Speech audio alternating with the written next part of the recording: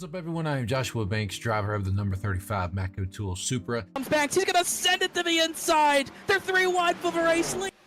They're gonna. Joshua Banks is gonna win it. Unbelievable. And also co-owner of M&J Distributors for the sponsor of Saturday Night Racing. So I just want to thank every single one of you for tuning into tonight's race. I hope you will put on a good show for you guys. I hope that you will enjoy it. So if you do, make sure you drop a thumbs up to B-Speed and subscribe to them, because they, as y'all know, if you haven't already, they put on some great broadcasts. So I'll make this short and sweet. The main reason for sponsoring Saturday Night Racing League is because I've been with these guys for a long time. I've raced with a lot of them. I've been through some rough times, some good times, and arguments and everything like that. But still, grand scheme of things, been through a lot of these guys, and I really do like where this league's going. I want to support it. They've given a lot to the league already, and I think, you know, I'm capable to support back. So that's what we're doing, and we want to keep this league free, you know, for people to join, to have a good time, come in and race and just have fun, you know, and that's what we're all about. So that's the main reason, and that's all I really have to say about it. So I hope you do enjoy the race, enjoy the season coming up. We are hopefully going to put on a great season for you guys. Also, make sure to check out my YouTube channel, Banksy the iRacer. Link will be in the description. Check out, and you can see my point of view, see what's happening on my end. If you want to watch it, it's completely fine. If not, no big deal. So come on over, hang out after the broadcast of this race, and hopefully we'll see you over there. If not, enjoy it, and I'll see you guys on track. Lap traffic out of the way. It's between these two. They're even for the white flag lap. This race still very undecided. Bradley had the lift. Big run for McWhorter. This is going to be his chance. They're running out of time, and they know it.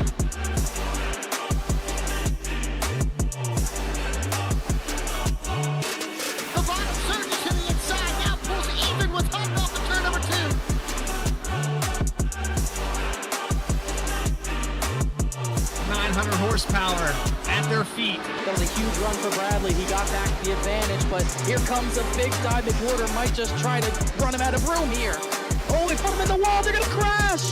They both crash. Here comes Ray Massey. Ray Massey's going to win it.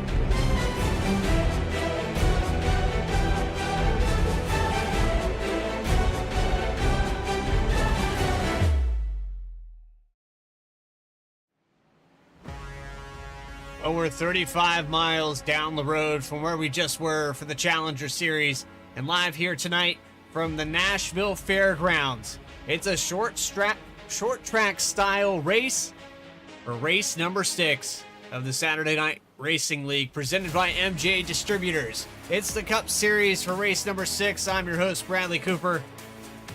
Alongside me in the booth, we have Connor Horn up here working with us all season long.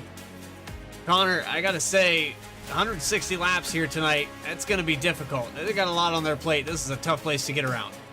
Yeah, it's going to be a pretty grueling race. 160 laps, maybe for a track this somewhat small, maybe sounds short considering it's 19-second, 20-second laps, but it's going to be anything but that. It's going to be a tough task for all these drivers tonight. This is a track that's not smooth, very bumpy, especially on the bottom lane, so you're going to be struggling to make passes on the inside. You're probably going to see the bumpers have to be used late in the race, especially if it's for the win. You got a tight pit entry. If we get the green flag pit stops, fingers crossed, that's going to be tough. That might even pose a threat under caution. We'll have to wait and see how that works out. This is a track that does not get a lot of action in these leagues. We went to the superspeedway last season, had a crazy finish. Maybe we'll be in for something even crazier tonight at this half-mile racetrack that's trying to get back on the NASCAR schedule in the top 3 series still, but not quite there yet. You see the banking 18 degrees in the corners, but it feels progressive with how bumpy the bottom lines are. It makes that middle line, I think, more enticing for a lot of drivers, so it'll be interesting to see what happens tonight, and we'll see if this 120-plus-year-old racetrack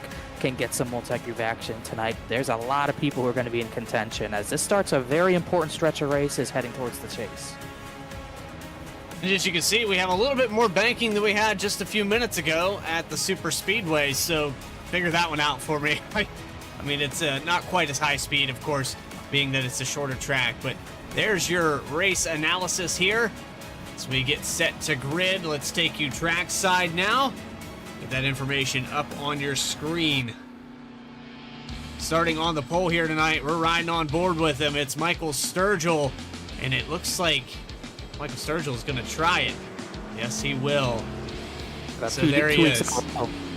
Yes. Michael Sturgill going to try the pole to EOL challenge. Presented by Clark Print Shop. They add $10 each week. No one has won it yet. The participant must get the pole, receive an EOL, and come back and win this race. It's up to $60 now because no one has claimed that. He's going to get another opportunity here tonight. We've seen quite a few drivers try. Ben Bafford there a few weeks ago. We'd actually thought that drivers were getting EOL penalties previously.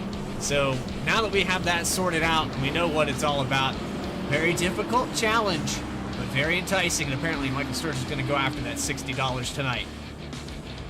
The rest of your grid, though, Anayathan Ferrata will take over that command spot. He will start from the front row. Then it's Joshua Banks and Jeff Wright. Haley Turner, Ray Massey, Jeremy Miller, Joseph McWhorter, and rounding out that top 10, Benjamin Garini. Caleb Weekly next to him. And we should be getting the one to go here at the line. 11th place Alex Bell, top 3 last week. Jonathan Smith will start in the 12th position. We'll actually get into 2 to green here, not going green next time by. So let's not rush too much. Eric Hutton starts 13th, I believe 2nd in the points coming into tonight, behind Mark Whitley, who was points leader. I'm not sure if he's here tonight. Max Cost will start 14th after not the best run last week. 15th place, right behind the 88 will be Chuck Sweeting in the 75 with pink numbers for Breast Cancer Awareness Month. Reggie Ortega will be alongside him in the 16th position. 17th position, right in that position, Dakota Floyd in the 57. Logan Threlkeld, who has some interesting socks tonight from what I heard, will start in the 18th position. And then rounding out the top 20, Rob Denton in the 93 WeatherTech Chevy Camaro, and Case Lacadas, a staple of this series, starting in 20th. 21st spot, Michael Jones, Philip Brewer in 22nd. Jerry Bergeron will start from 23rd with 24th Taylor Butcher Benjamin in the number 10. 25th, Brian Chambliss, Chad Klinger to his outside. Noah Mahalski and Christopher Hodges side by side here, 27th and 28th. Rounding out the rest of your field for 29th, Mark McFadden. These cars choosing not to take a time. You've got Austin Belke, Bobby Petrika, and Matthew Radford rounding out your field. So it's Michael Sturgill attempting the EOL, pole to EOL challenge. We're going one more time around here with Anayathan Ferrata. He'll be on the outside of Joshua Banks. The M&J Distributors sponsorship all over the front end, and a new paint scheme there for the 35 debuted here tonight. Under the lights from Nashville. Yeah, that's why I wasn't there last week. He was getting a paint job done. It looks pretty sporty, and it's going to be a pretty crucial initial start. We got to go on green, so Ferrata can get a pretty important jump here on the outside, which I think is going to be that preferred line tonight. We saw him start the front last week, and the race didn't pan out for him. Well, same thing kind of happened to Dover, at Dover a few weeks back. We'll see what type of start he can get. For race number 6, let's go short track racing, Saturday night style.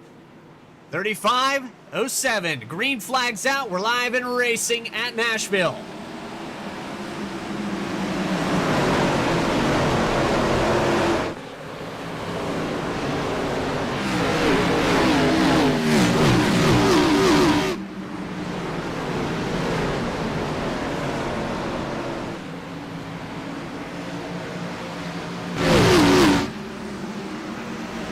Provide a lead lap number 1. Joshua Banks does take it over. There's some 3 wide there in the background.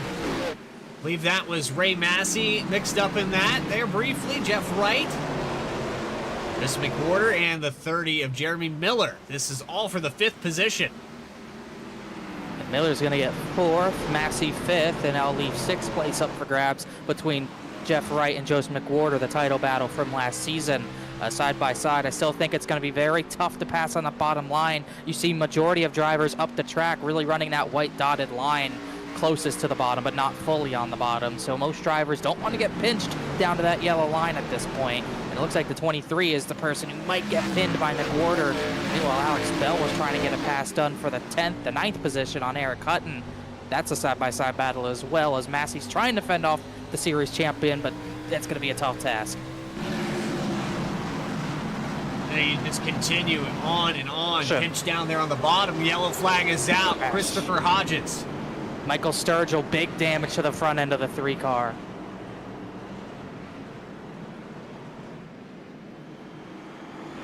He's not out of it yet, folks, but heavy damage on the front end of that. It's going to take a lot to get that thing repaired. That's the risky run of taking this challenge. $60 sounds very enticing, but at a track this small, it can go sour that quickly, as he might just have to bring it down the pit lane. Did not This look wasn't like it even- started with, it looked like it started with Dakota Floyd. And didn't see how the 3 got involved, but let's watch what happens to the 57. Someone got sideways in the back, and Floyd just spins out on his own. Denton gets some contact. And Hodges with the big hit there, and I'm wondering if Sturgill might have gotten to the back of the 51.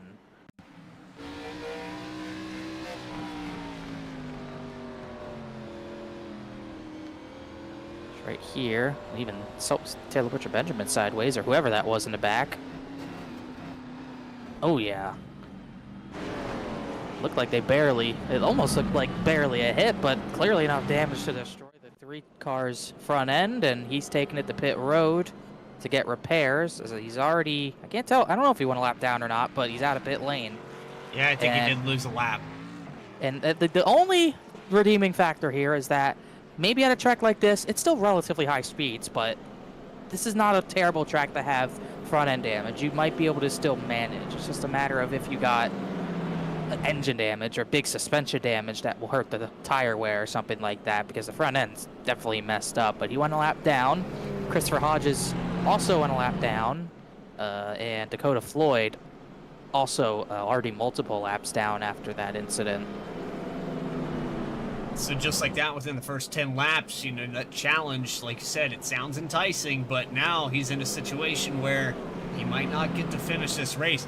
That car, even with just that little bit of damage, his RPM's well over 8,000. He could have an overheating issue, and it probably wouldn't take much more to pop that engine.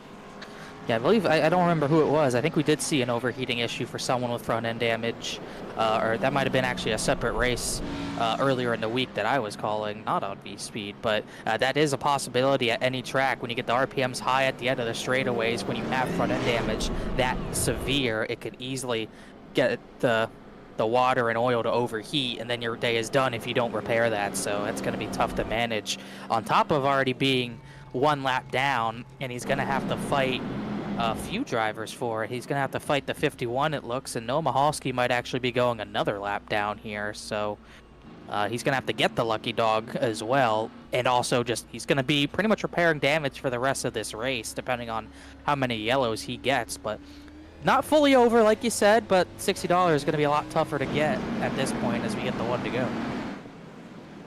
I was trying to get a look there at Sturgill's on board. I know it's not of vital importance, but I do want to look over here and just get a look at this helmet. I'm trying to figure out what is on that mask, and I can't figure it out.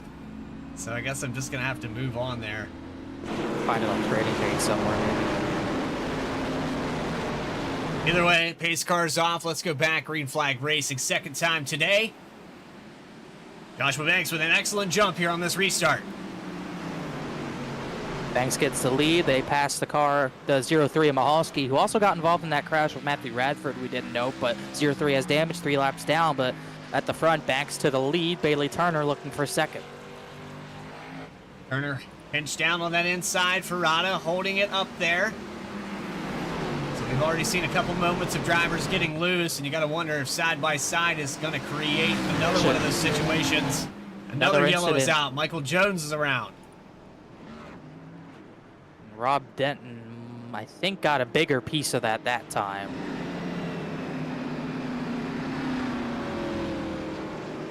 Not uncommon at a track this tight.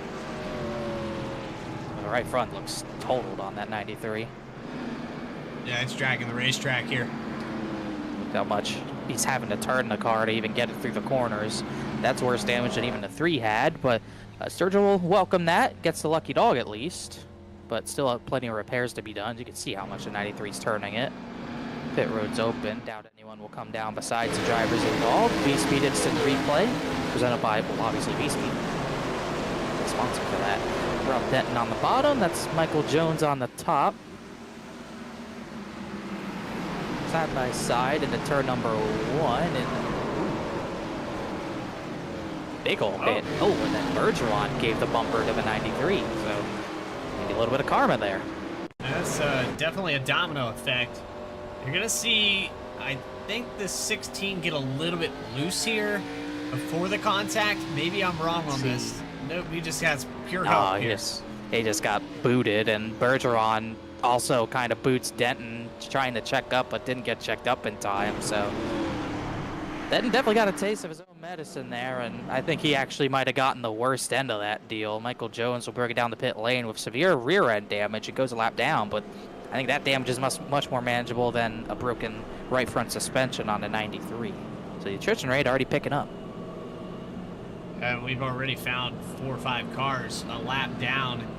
There comes the 89 of Austin Belkey. He might be getting some repairs. I'm not sure exactly what the 89 got caught up in, but he's down pit road. Maybe playing some strategy. I don't know.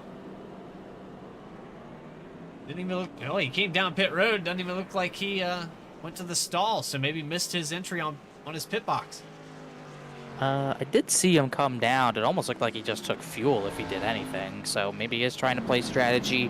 You could probably make it 100 laps, close to 100 laps on the tank, but definitely won't be able to make it from here. I don't necessarily think it changes any strategy, but I've seen these short track races go this way. Whenever there's yellow after yellow after yellow, you're not going to pit when you're getting runs this short. And but if you get that 120 lap run and then the caution comes out, you know, one run that puts some wear on the tires, that's when pretty much everyone at the front's going to be thinking, okay, this might be my only opportunity to take tires. So we might be looking at a race like that. Unlike Kansas, where we saw 2 and 3 stop strategies, this could be a race where if we get a bunch of yellows, we might only see the front runners and majority of the drivers in this field only pit once for fuel and tires, because a race where we go stop, go, that track position is going to be so important. Yeah, we're already seeing how important it was with that EOL on that challenge, and you know, Clark Print Shop, they're practically printing money for these guys to go back there and maybe sacrifice their race. Full disclosure, we are not printing money. That is illegal. We can't print it. Max picked the top this time. He did. It's going to be interesting. He's going to come out of the whole shot out of 4. Big jump there for the outside line, and now it looks like, again, Bailey Turner pinched down on the inside. New driver to the outside is Jeremy Miller. Trying to go for 2 in a row after winning Kansas would show a lot of versatility if he could win at the 1.5 mile and on the half mile. He's going to get the V out. Oh, Ferrano's trouble. Ferrano's around. Oh, big crash. And that's a big one here to start out. Oh, man. Ortega, Caleb Weekly, Jonathan Smith, Max Koss, Philip Brewer, Hodges involved. Goodness me. G-Maw Weekly, look away now.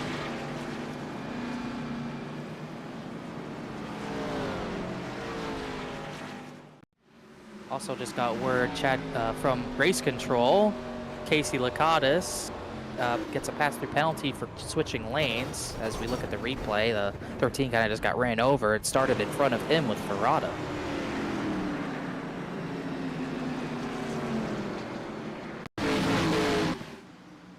See what happened here. The Ferrata dives into the corner, slides up the track, and gets a boot from Ray Massey. And then this is all checking up in the back of this. Yeah, all stack up, just trying to avoid the crash, check up. Someone doesn't check up, causes a chain reaction. I don't know how McWhorter got through that, but we'll see how Reggie Ortega didn't get through that. It's an easy incident up there. And yeah, they just all start checking up, and he took 2 big hits to the front end there. Actually doesn't look too bad, but a lot of drivers are dealing with that damage. Let's go, at least look at how Joe McWhorter just skated through this. Slow-mo, whoo! Doesn't get much closer than that. No, it doesn't. I mean, he had to have gotten his left side, driver's side door scraped there. I don't know how that. I don't know how I got through that. And that's changing the scenario, the environment of this race, where you were talking that this could be, you know, one of those one-stop races that you just come in, top off with fuel, and keep track position. Maybe take 2 tires. But you know, if we're gonna continue on here, there might be some guys that decide, hey, you know what? I'm sitting back here in 23rd position. Everybody came down pit road. I'm gonna stay out. Yeah, it's kind of, we're probably going to hit a point, like I said, once we get that longer green flag run where most people pit, and you know, some people stay out and just wait it out and see how long they can keep that track position and stay out of trouble. So that's probably going to be what we get into here until we get some green flag running, and it will happen. This is a track I've seen go green in the past. But just kind of feeling it out at this point in the season. It is really our first short track. Smallest track we went to before this season was Dover, and that's not a short track by any means. So really first test at a small track this season, and we still have Richmond this month, a little later in the month, to get through as well as Bristol. I think for some of these drivers, they already feel like they're in Tennessee. No, for sure. This is the track very similar to that. You know, the mentality and the short track. So, yeah, you don't hear Nashville and think short track very often. So for me, I'm still adjusting my mind. This is probably going to be an attitude adjustment for some of these guys. Green flag is out. We're back underway.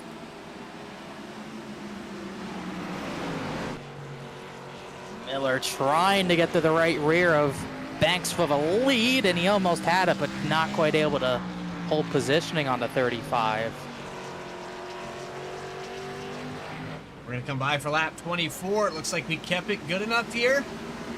Meanwhile, Licata serves that pass-through penalty. They called him for a lane change on the previous restart. So you will go a lap down, certainly here.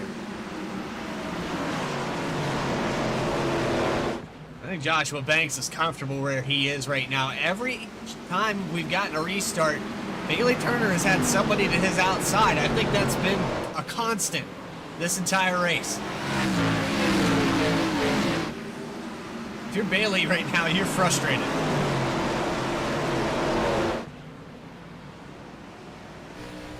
He finally cleared him. Yeah, that's a big pass on the inside. That's what I've been talking about. It's going to be tough to make that pass on the inside. You can see the sparks coming from the rear end of the 24, how hard the car hits the track on the bottom of the line. And that's going to be something they're struggling with this entire race. Slide in the background. I think it was Taylor Butcher Benjamin that made the save, so they keep it straight, but the bottom line is going to be tough all night. Cotta's right behind him. This is an instant replay here of the action. Oh, there was contact there at 72. I think that's where this slide starts. What a save there by the 10. Really good save there. There's contact out of 4. And Caleb Weekly. That's going to bring out another one. Racing is tight. That's going to happen. I saw it getting a little too aggressive. Weekly trying to get that thing going so he doesn't go a lap down, but the suspension has been completely knocked out. This car barely able to go around on its own power here.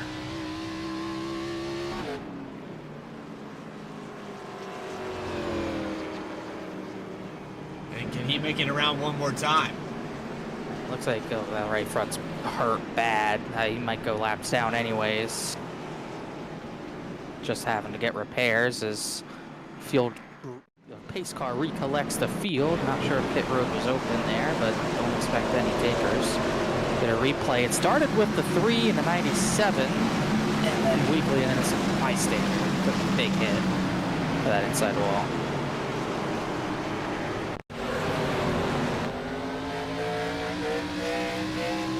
So right here, I saw him go side by side. And Radford leaves room. Sturgill kind of takes up too much room and then corrects. Puts Radford there on the inside as well. One more time from the blimp camera. Look, Ferrata goes to the inside here, and so I know that Sturgill goes kind of deep into this corner, but you also see this 07 here at the tail end of it. From that angle, looking at the dotted lines, 97 does kind of come down. I don't think Sturgill I personally don't think he was paying attention to Fraud on the inside, but I'm sure Radford was probably thinking he was giving the entire bottom to Sturgill, and that shouldn't have happened. But how tough it is to make that bottom work, I wouldn't be surprised if Sturgill was just trying to take all the room possible to run that middle line and avoid those bumps in the corner, and it just kind of met in the middle and then just couldn't get off each other. So it's not an uncommon incident here. I'm sure we'll see it again. That has taken Matthew Radford out of this race, and we'll see if Caleb Weekly, he's going to be the next one out of this race. So talk about that attrition rate. You got 5 or 6 already out of the race, and you have 4 or 5 one or multiple laps down. Through all of it, Joshua Banks has still been our race leader. Take a quick commercial break here. You're watching the Saturday Night Racing League presented by M&J Distributors. More coverage will continue on V-Speed right after this.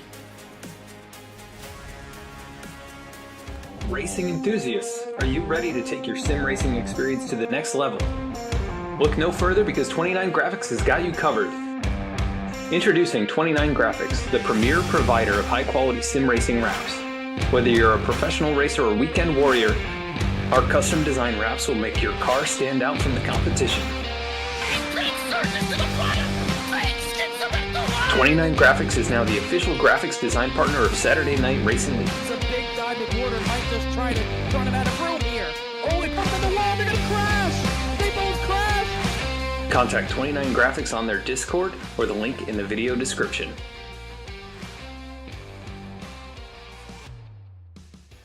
Drivers, start your printers.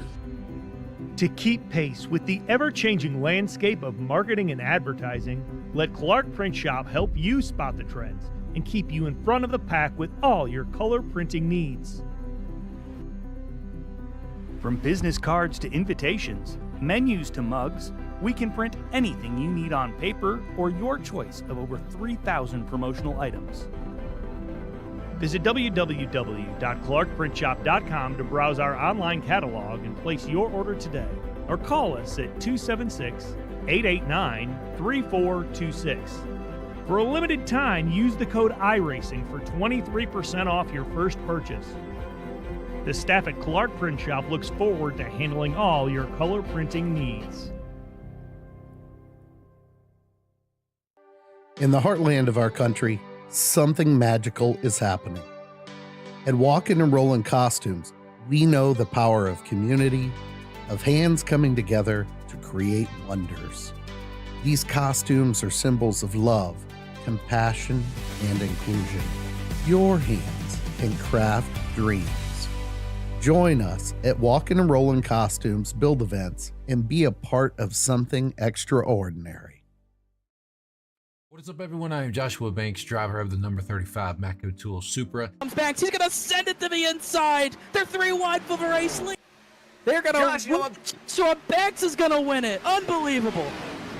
And also co-owner of M&J Distributors for the sponsor of Saturday Night Racing. So I just want to thank every single one of you for tuning into tonight's race. I hope you will put on a good show for you guys. I hope that you will enjoy it. So if you do, make sure you drop a thumbs up to V-Speed and subscribe to them, because they, as y'all know, if you haven't already, they put on some great broadcasts. So I'll make this short and sweet. The main reason for sponsoring Saturday Night Racing League is because I've been with these guys for a long time. I've raced with a lot of them. I've been through some rough times, some good times, and arguments and everything like that. But still, grand scheme of things, been through a lot of these guys, and I really do like where this league's going. I want to support it. They've given a lot to the league already, and I think, you know, I'm capable to support back. So that's what we're doing, and we want to keep this league free, you know, for people to join, to have a good time, come in and race and just have fun, you know, and that's what we're all about. So that's the main reason, and that's all I really have to say about it. So I hope you do enjoy the race, enjoy the season coming up. We are hopefully going to put on a great season for you guys. Also, make sure to check out my YouTube channel, Banksy the iRacer. Link will be in the description. Check out, and you can see my point of view, see what's happening on my end. If you want to watch it, it's completely fine. If not, no big deal. So come on over, hang out after the broadcast of this race, and hopefully we'll see you over there. If not, enjoy it, and I'll see you guys on track. Lap traffic out of the way. It's between these two. They're even for the white flag lap. This race still very undecided. Bradley had the lift. Big run for McWhorter. This is going to be his chance. They're running out of time and they know it.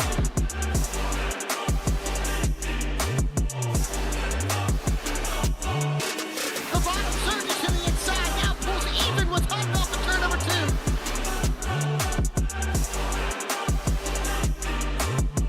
900 horsepower at their feet. That was a huge run for Bradley. He got back the advantage, but here comes a big dive. McWhorter might just try to run him out of room here. Oh, he put him in the wall. They're going to crash. They both crash. Here comes Ray Massey. Ray Massey's going to win it.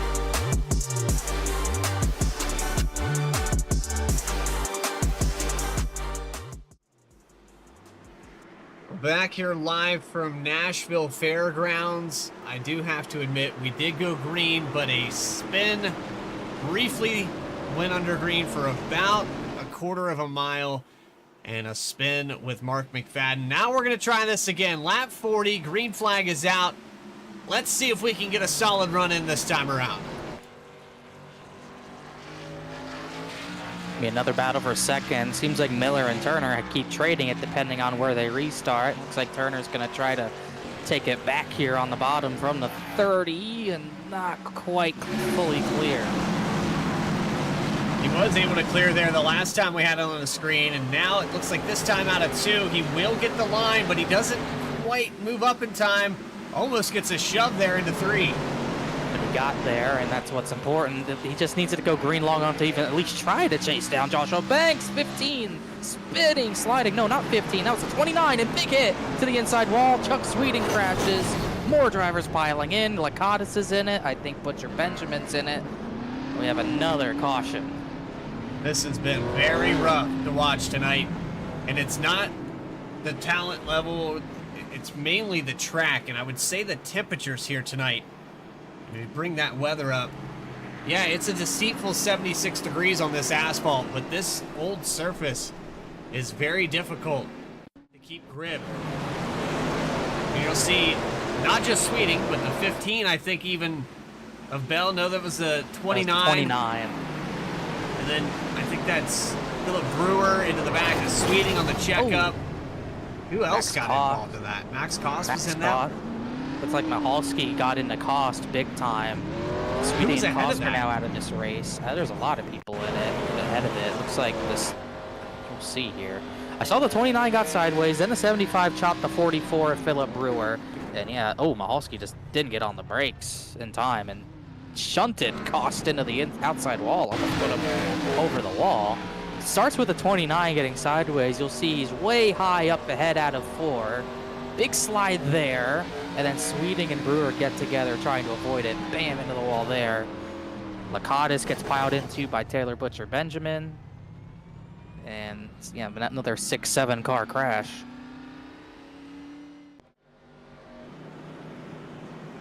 This is bringing a lot of cars in and out of pit road here. I think at this point, if you're in the top 10, I think I would just come down and top off with fuel at the very least. I don't think you're going to lose much here, because a lot of these cars behind you are trying to get damage repaired. Yeah, they're still, you're still not going to make it on one tank, so you got to pit at some point. And you think these drivers, I think they're probably pretty close at the rate we're going to being in that fuel window. So the first person to come in to pit and then be good on fuel might be the one who wins this race. I don't think people who pit this time are going to be able to make it, but we're pretty darn close. You just don't want to be the only one to commit to that strat and then start 25th and be involved in the next crash. That's everyone's worry at the front. Yeah, I don't think, though, that it's really a safe area on the racetrack right now, based off we've seen kind of random collisions and spins throughout the field, and they always seem to happen in unison. It's not just one car, with the exception of Mark McFadden, who had that spin there while we were at break, but for the most part, it's been a car in front that gets checked or maybe moved out of the way, has a problem, and then everyone behind that is having the big issues. So I don't think that there has been a really safe area on this racetrack. Certainly not. I mean, you got the bumps on the bottom, and the problem with the top side is that that wall comes up in a hurry. And it's not really, it's very difficult to go too wide through here for a set of corners. The two lines kind of just collide out of the corner because you don't have that much room to get out of the corner. And it's almost not very similar fully to Dover, but you do kind of jump out of the corners here, and that rear end will come out in a hurry. So you got to be careful as the green flag is out very early. That was an iRacing glitch. That yellow should not have came out, but it did. Well, it would appear that everyone's caught off guard. We're back to green flag racing with a challenge for the lead there briefly. And the 24 looking to the inside of Joshua Banks. Bailey Turner trying to take it away. Now has someone to his outside again. That's the 73 of Joseph McWhorter for the first time today. Yeah, this could end up costing Turner an extra position here, or at least this second position. It actually cost Jeremy Miller the most because now he's back to fourth, and it's really helped McWhorter. He was somehow ready for that, and he might get the second as Radford pulls out of the way. The 73 blinks out at a horrible time. Yeah, we have no idea where Joseph McWhorter is right now. Bailey Turner giving him room, imagining that car to the outside. Heads up move there by the 24, but now he's clear. Knock on wood. I'm going to knock on wood, but this has kind of spread things out because how many people were just not ready for that restart. We're going to start working lap 52. Top 5 is now Banks, Turner, McWhorter, Miller, and Alex Bell. A side-by-side battle for that 7th position, Jonathan Smith and Nathan Ferrata. Even further behind that, Michael Sturgill's actually fought his way into the top 10 with a broken front end, battling Eric Hutton. Nathan side-by-side with the 72 of Jonathan Smith. Michael Sturgill is back up to 9th. We were leaving him for dead. We were counting him out. Now he's back in the top 10. Let's hope those 10s can hold on if we get green flag running here. Definitely a good climb through the field. He's battled the attrition rate and stayed in this fight. He even has some right rear damage to go along with it, but still fast enough to compete for a top 10, but we'll see if he has winning speed. He's a little bit off of the 35's time as Banks has pulled out to about a half-second lead. Jonathan Smith on the high line here. Both these cars have front end and side damage. Looks like they've both been put through the ringer, and the Harpoon Design Machine just trying to hold on to this 8th spot. Jeff Wright, a little wiggle up off the corner. And he's going to get back in line trying to pass the 88 of Hutton. Jeff Wright actually did come down the pit lane that last time by, so, you know, still he pit with about, 115 laps to go. I still don't think, even if this somehow went green, the fuel would make it, but still a decent strategy, and he's already in the top 10 on a different strategy at this point. I don't think the tires are going to make too much of a difference, but we know how fast that 48 is. Seems to be helping a little bit here. He does have a little bit better of a drive off, center off. It looks like he can run lower and maintain that speed compared to the guys in front of him. However, they're side by side, and so he really doesn't have anywhere to go while these tires are running that bottom line. That's the issue we're going to be. Yeah, that's the issue we're going to be running into. Unless you get given a lot of room, like Jonathan Smith gave him a lot of room entering the corner, that pass is still going to be extremely tough. He couldn't get up in front of a 72, but now he has that rubber advantage. He'll drive it in hard to 3 and try to get on the throttle hard out of 4, and finally does clear that 72 of Jonathan Smith for that 9th position. And now he can get back to single file running and work on the 3 car a little bit more here. Checking back in with your leader, Joshua Banks. He's led every single lap completed thus far. Lap 49 now completed. As we come by for lap 60, 100 left. I tell you, it's been a weird scenario here, but with that iRacing glitch, as you called it, I don't know if that was on purpose or not, but it did spread this field out, and I'm thankful for it because we are now a solid.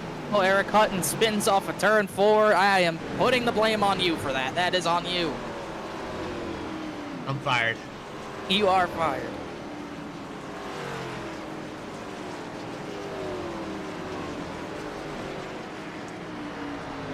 Eric Hutton self-spin brings out the yellow, and at this point with 100 laps to go, I think you'll see the leaders come in.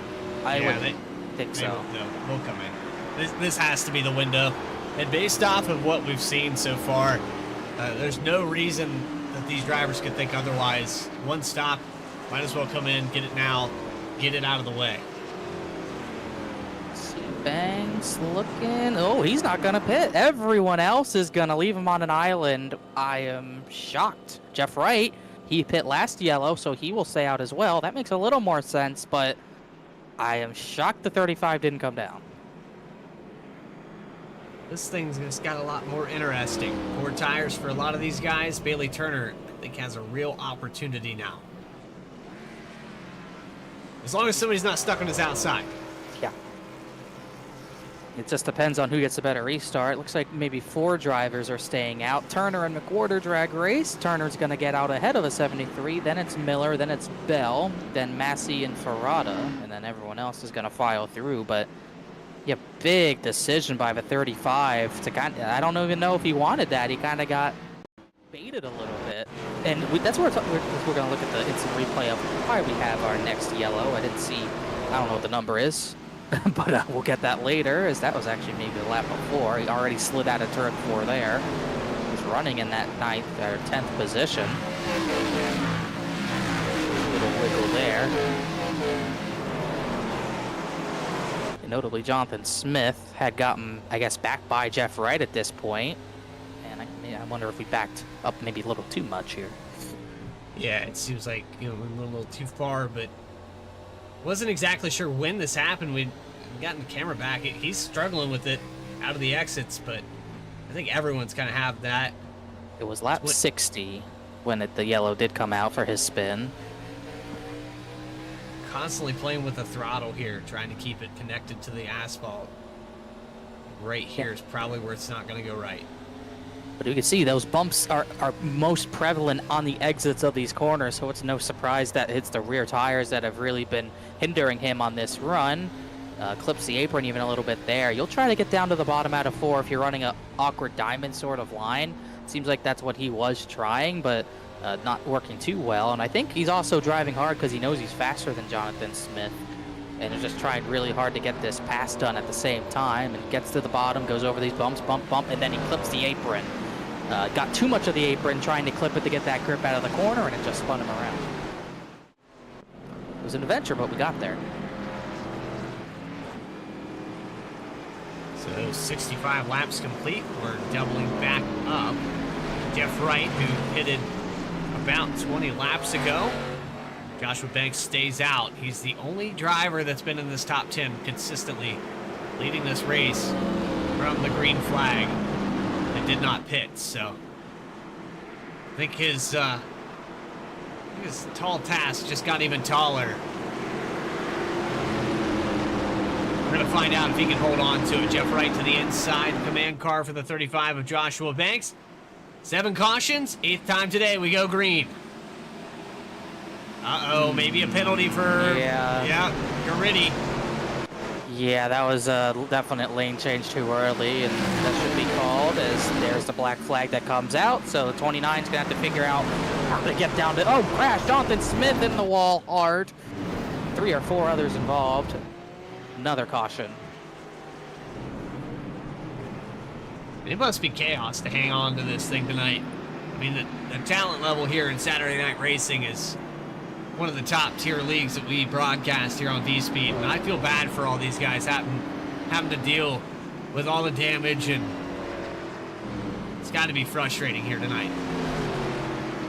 Certainly frustrating for the drivers at the front. At least most of them have not been involved, as the 29 almost didn't pit, but he got it on pit lane. I'm sure that will turn into an EOL as, ooh, big, just got punted by Throkeld. And then nowhere for Chambliss and Hutton to go. Hodges and Mahalski and Ortega also joined the incident in the background as well. Throkeld gets behind the 72. And I gotta imagine he wasn't expecting Jonathan Smith to hit the brakes that hard, but he did, and he made a great save, but caused a big old mess. Let's go on board with Smith here and see what his point of view was. Maybe a checkup here from Ferrata. I mean, Oh. he broke pretty much when the people in front of him did. Just Brokeout wasn't ready for it. As there goes Hodges, and you can see Mahalski bottom left and Ortega. I think they had contact, and I think Smith was just being a little conservative. Brokeout wasn't quite ready for it, and another caution as we're 10 laps away from halfway, and Joshua Banks maintains the lead. Still needs that, I would assume, still needs that pit stop. I can't imagine he gets enough yellows to make it, even at this rate. As Jeff Wright is also going to be close on fuel after pitting at lap 45. Bailey Turner got the third, Miller to fourth, and the 73 McWhorter got the fifth. Well, I think this is an opportunity. I think we pull a driver up in here. You should say we bring Joshua Banks up into the booth. I would love to hear his thoughts on how this race is going.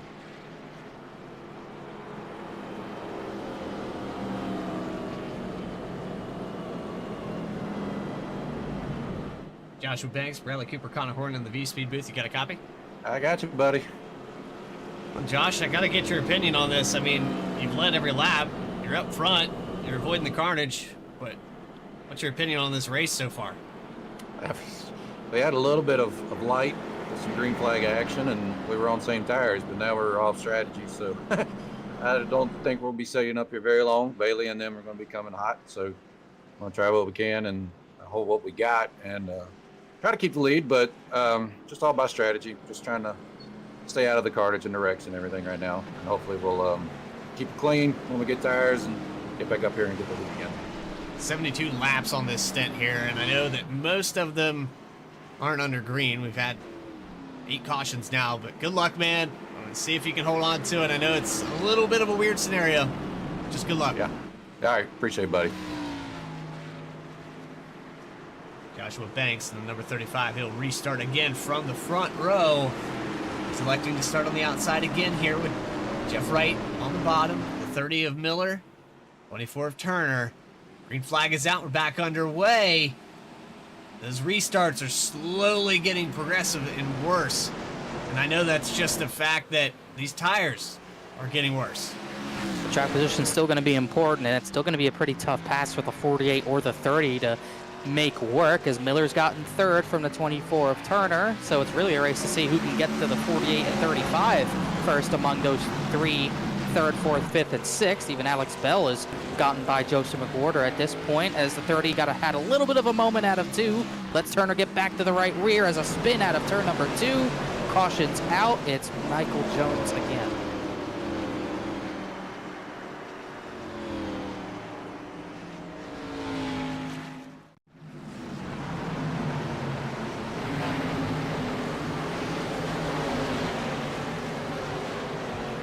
Just one of those races.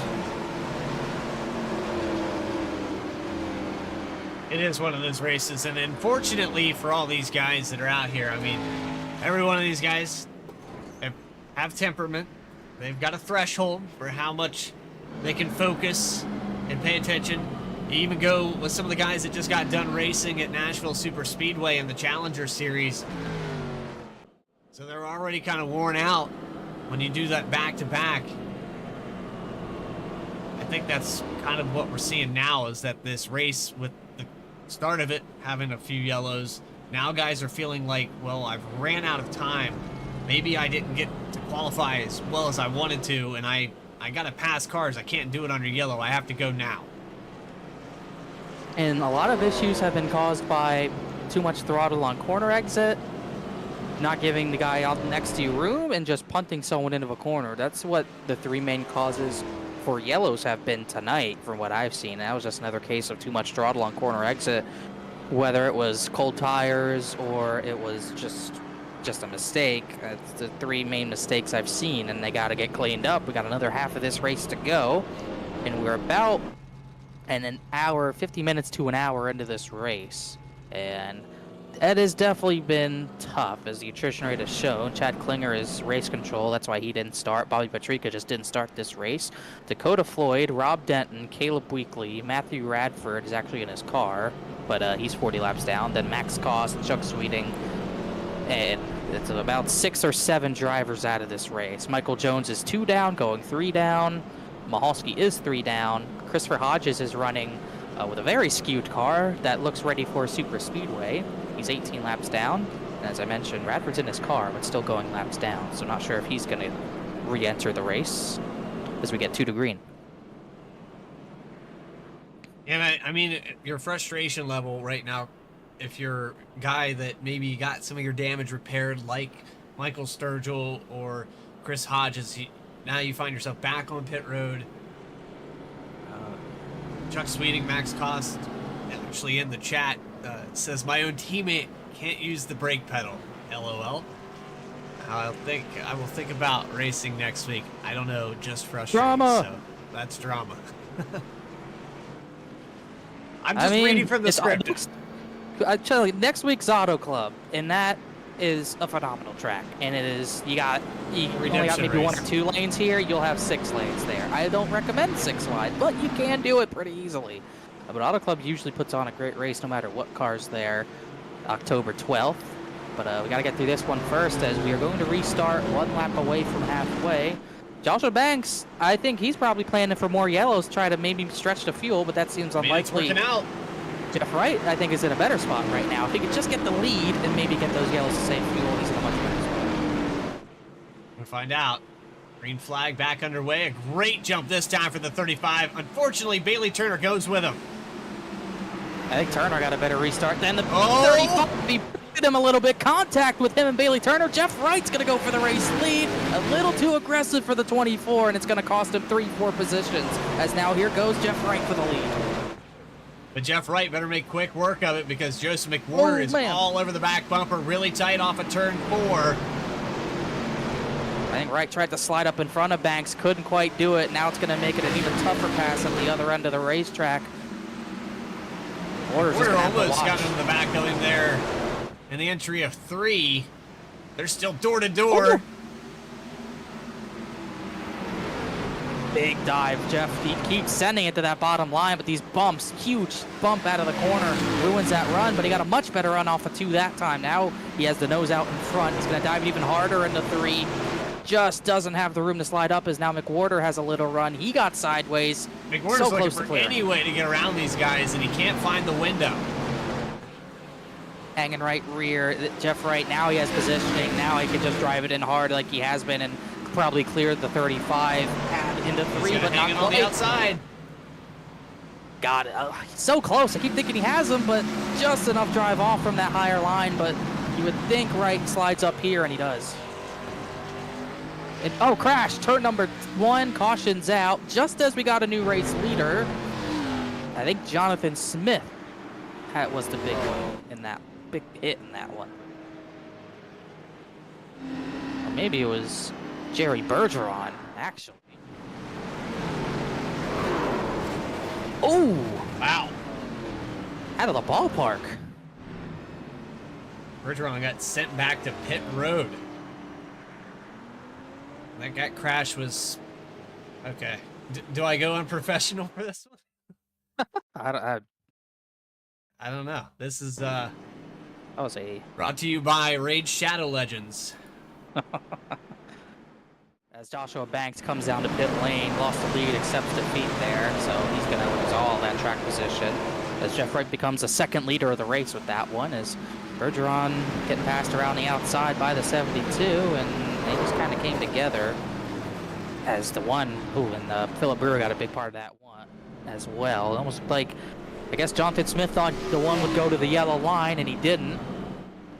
And causes a pretty big incident as Jeff Wright, the new race leader. It's back to lobby for Jerry Bergeron. And I'm sure the frustrations continue for the 72 of Smith. Race recap. I think we have more cautions in this race than we've had all season so far in the first 5.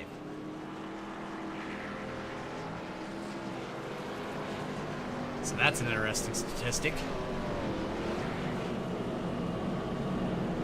What else is interesting, as you just mentioned?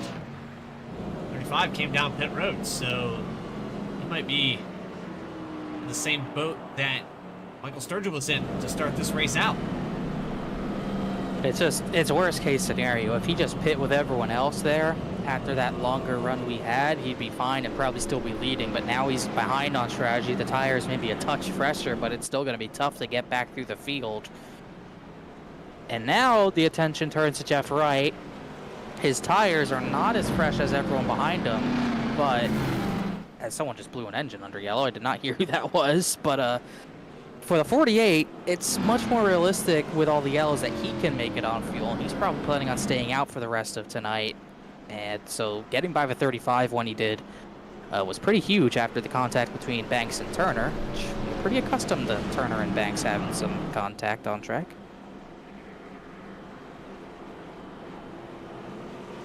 I'm interested to see. I think the 73 right now, McWhorter. He has the goods. He has the tires. They're about 20 laps fresher. I'd say about 10 laps under green fresher. However, it's very difficult to pass, especially on the inside. Bailey Turner's had to do it a few times here. And for this restart, you saw the 24 match the pace. It was a great launch there. Just a little bit too aggressive. He's going to get another attempt here. The 11th time tonight. And Wright knows that he's got to force people to pass him low, just like McWhorter or at Banks forced him to go low. The difference was Wright was able to make that work, but it's going to be a little tougher for the 73 to make this work. So we're going to watch off the back, on board with Jeff Wright for this restart. Pace car out of the way, green flag is out, and there's Bailey Turner with another great launch. He has figured out these restarts. And you can kind of see him kind of cheating up to the rear bumper of the 48, kind of laying back a little bit, kind of picking up the throttle a little bit just to get to the 48's rear bumper as they enter that restart zone, and it's working out pretty well. Oh, spin, 29 around, caution. Single car incident, everyone avoids.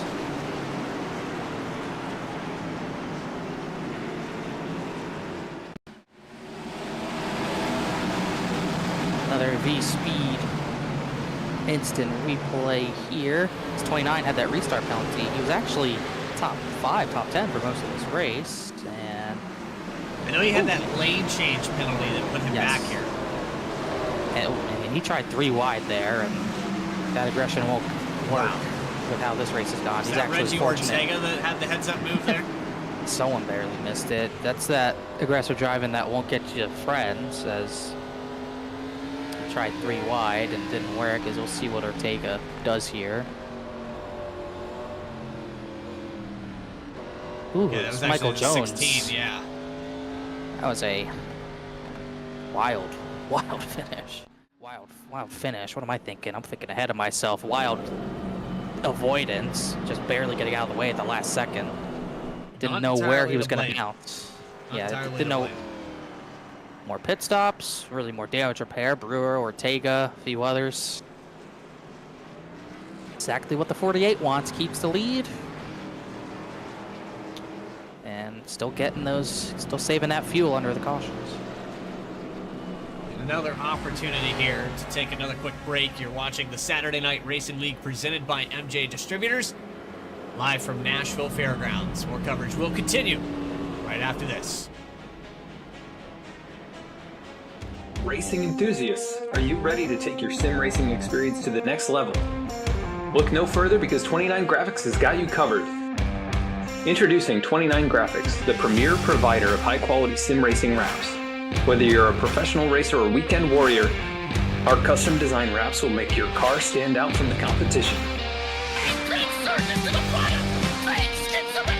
29 Graphics is now the official graphics design partner of Saturday Night Racing League. It's a big dive. McWhorter might just try to run him out of room here. Oh, they put him in the wall. They're going to crash. They both crash. Contact 29 Graphics on their Discord or the link in the video description.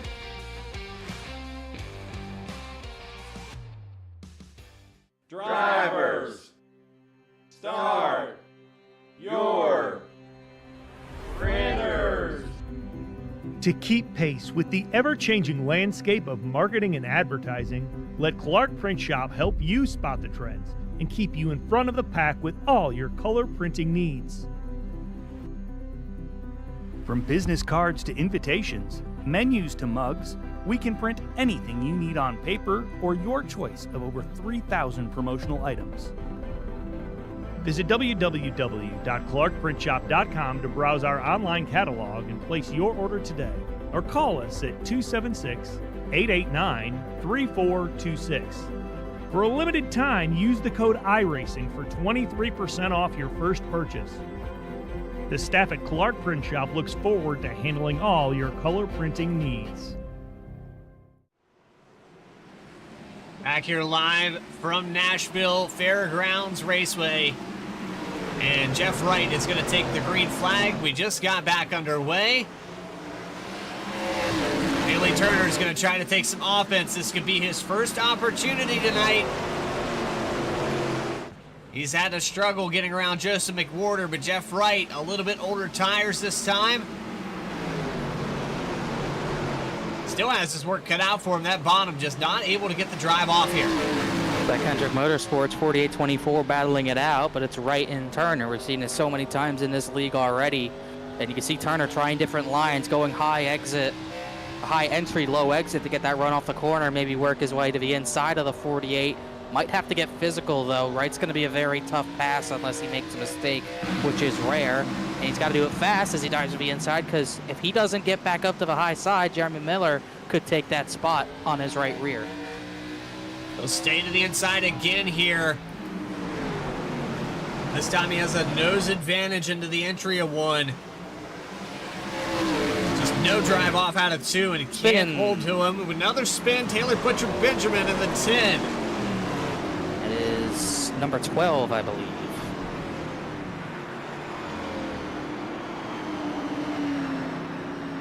Also just got word 29 has another restart penalty for passing before the line. Passing before the start-finish line. So he was in the back, lap down anyways. It's not the biggest of deals, but Jeff Wright gets a break here to keep the lead. As we'll get another race speed instant replay from Eric Cutton. So unintentionally, a lot of guys have been helped around here tonight. A lot of single car incidents, but you know, just whether they get loose or maybe you're running a little bit different line, maybe some different strategy, but watch this right here, just a little touch, and that's all it takes.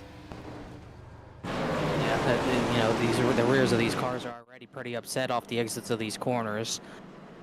So that's easy for that to happen. And when someone taps you like that, it's because Mahalski gets one of his laps back. We're under 60 laps to go.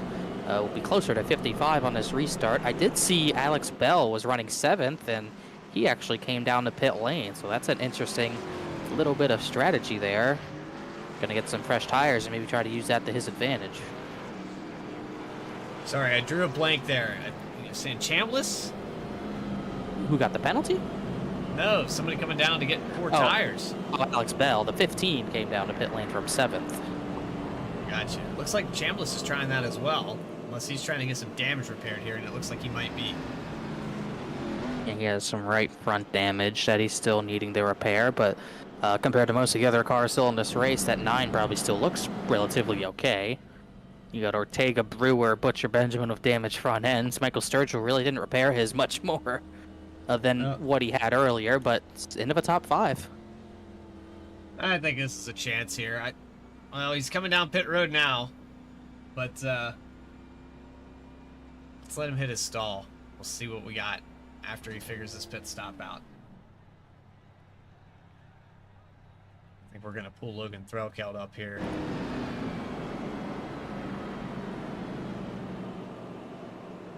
I need some entertainment, Connor. I need somebody to make my day, and I've been staring at these things for the last hour, and I need to pull them up here. Him up here. Logan Threlkeld, it's Bradley Cooper and Connor Horn in the V-Speed booth. Do you got a copy? I've got a copy loud and clear.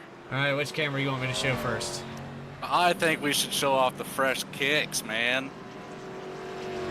Would you like to explain to the ladies and gentlemen what that is? I would love to. That, ladies and gentlemen, would be our lovely V-Speed producer, and commentator Bradley Cooper's face on my feet. Yeah, I never thought I would end up on apparel. We saw him in the Challenger Series. By the way, good finish there. Got 7th spot. I wasn't ignoring you. I was making a graphic earlier, or I would have pulled you up there. But we're getting ready to go back green, so I appreciate that. Good luck, man. Thank you, sir. Well, there's that. Green flag's out. Jeff Wright, command car, back underway. Now he's got McWhorter and Bailey Turner, and Turner with the car on the outside again. Kind of like pick your poison. Do you want the 24 to first jump to your inside? Do you want McWhorter to get contact? Him? What a save here by Jeff Wright. Oh, and they're going to hit Massey and Banks. 3 wide. I don't know how they got through that, but Jeff Wright's not going to be happy about how that went down, but who will be is Bailey Turner, who gets the lead out of all that. We got to go back and look at that for sure. I don't know if I want to turn my head away. We've got Michael Sturgill up to 3rd here. He gets 3rd through all this, but look who's right behind him with a clean car to boot. Joshua Banks already up to the 4th position with fresher tires, so this has really worked out for him after getting through some calamity there. What a save there by Jeff Wright, and Ray Massey kind of doors him there to make it even harder.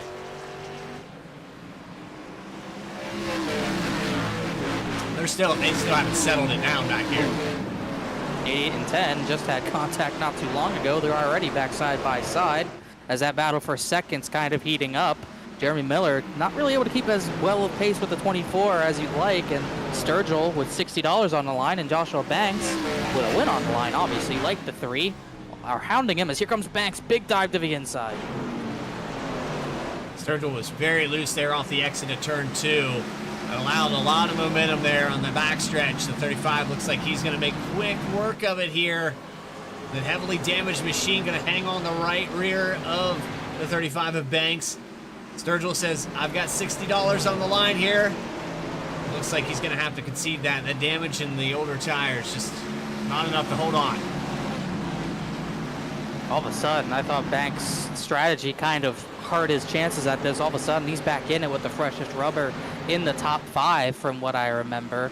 Obviously fresher than the 24 and 30. As we'll get an instant replay of what happened on that restart. McWhorter with a run to the bumper of Jeff Wright and just misjudges it. Punts him into turn number 3. Wright makes such a great save. Does slam the 23 a little bit, but I don't think Massey got much damage out of it. And somehow they all got through that. We'll watch it one more time on board with Jeff Wright. Wright's now in the 8th position. McWhorter's now running 10th, so it didn't work out for either driver. As look at the wheel lock right. Gets it back straight. And then not much he could do with the 23, but definitely a great job done there. Caution. As we say that, caution's out. It's Michael Jones in the 16 again. And this will make, we'll see what tire strategy is going to look like here, as that might end the day for the 16. We'll see if anyone wants tires here. It seemed like it was working for the 35 a little bit here, as wow, down the straightaway gets turned by Mahalski. Wonder if anything brewed before this moment. This is not a battle for position, I don't believe.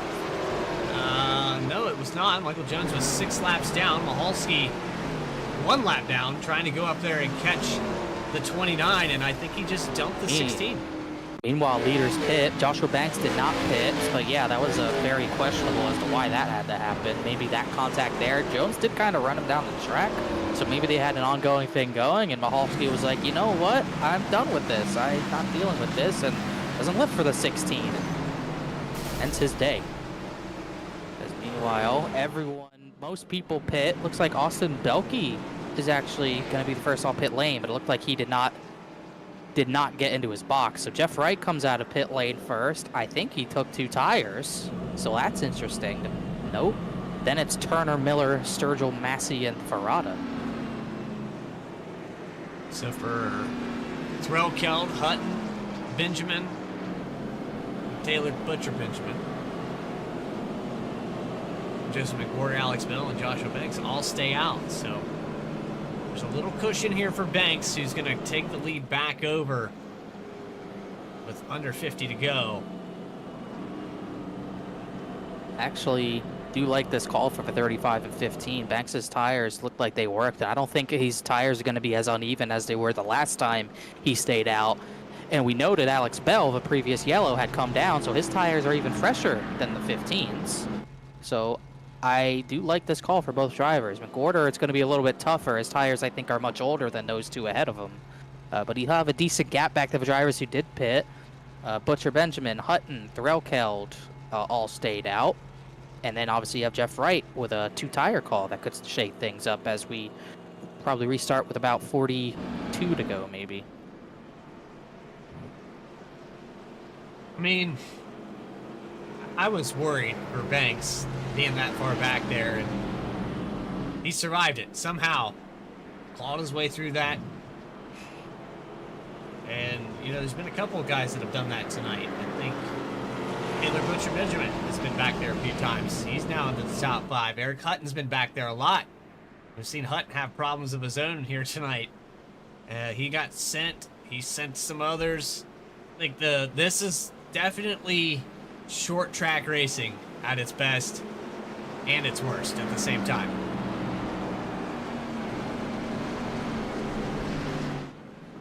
Be an important restart here for the 35 just to get clear, but like I said, Bell's tires are a touch better, so these teammates might have a battle on their hands here and have to duke it out between each other. And we're also gonna have to note the battle on tires. Can the 48's 2 tires work? Even though he's restarting on the bottom, that's gonna be tough to do from the bottom. Bailey Turner, I think, is gonna have the advantage. Here we go, green flag, we're back underway. Great launch there. Looks like Banks is going to take point through 1 and 2. They're side by side from 4th on back. Threlkeld to the inside of Bailey Turner. Oh, he's going to drive him up the racetrack there a little bit, so Turner's probably not going to appreciate that. And he's going to stay to the right rear of Threlkeld regardless of that, so good fight. Good fight there for the 24 to get back by. Sturgill's going to get by the 12. Miller's looking 3 wide into turn number 3. That's not going to work. Hutton's around. And Philip Brewer gets caught up in it too. Caution's out.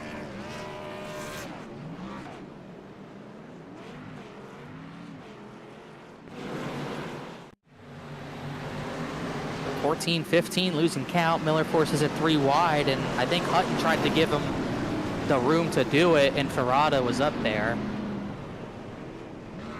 Not much the 88 could do there. Was put in a really tough spot.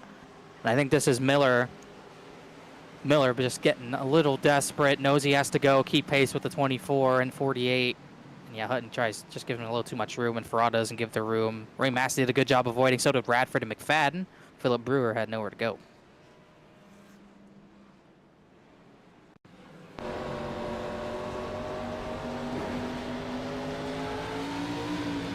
Good view on the 44, Philip Brewer, and just kind of had nothing he could do. He had drivers inside and outside of him, so all the lanes were used up.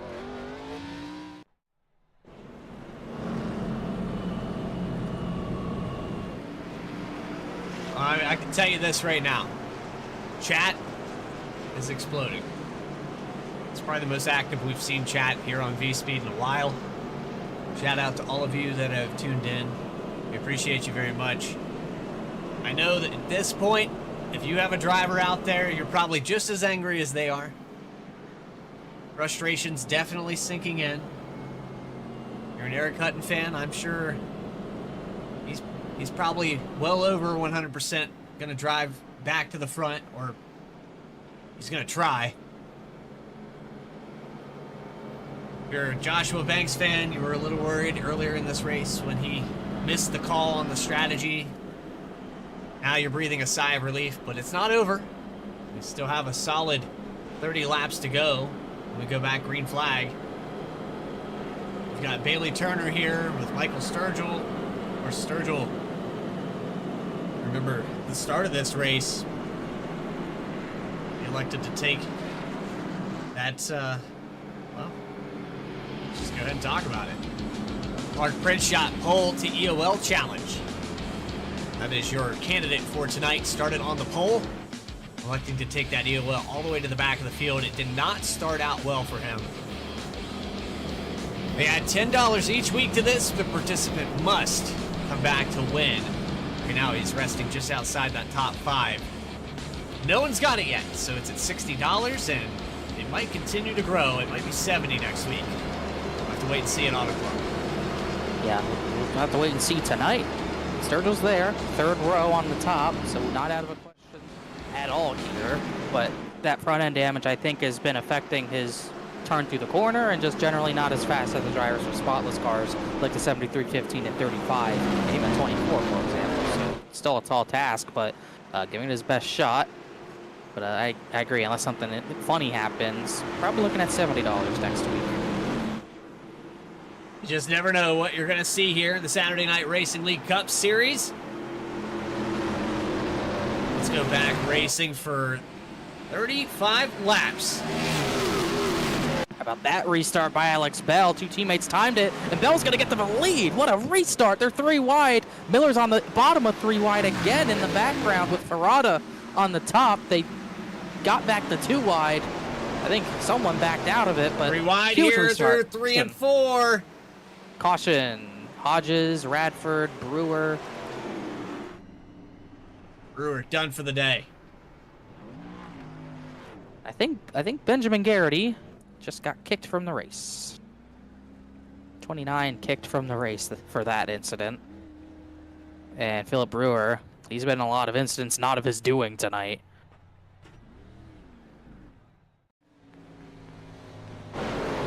As we'll get a V-speed, it's a replay of what happened. Started with the 29. 29's been kicked from the circuit.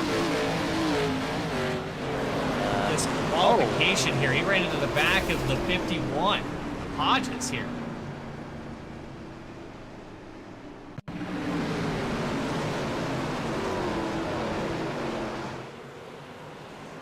Let's see. Gets there.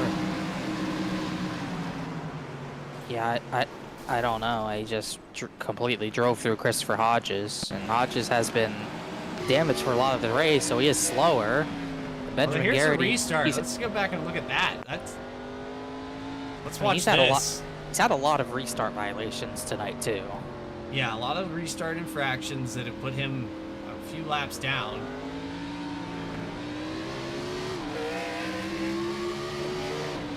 Runs into the back of Mahalski here. And you're just I don't seeing think red. so much I mean, intentionally, yeah. But this here, I don't know where this comes from. I mean, 51 checks up early, but you need to pay attention in front. And it's not like he just saw the 51 for the first time. Christopher Hodges has been kind of limping around all night, so he knows how slow the 51 is and just overdrives him and just punts him, and that will be his night done. Well, let's go back to maybe a highlight here. Take you on a replay for this restart. How about that?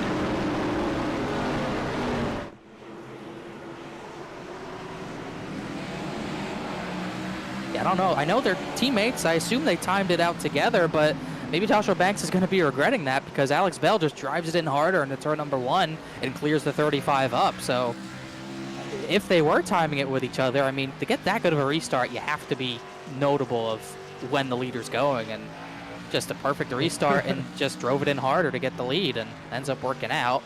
Now I wonder if Bell will give the same treatment and let the 35 time it. That's what I was just about to ask. I wonder if Joshua Banks got a receipt for that, because he's going to need a return. He's definitely going to need somebody to do that for him. I mean, this is Joshua Banks' race to lose, and with all the situations that have happened in this thing, somehow he got back to the front. His teammate takes it away from him, so gonna start on the outside. We'll see.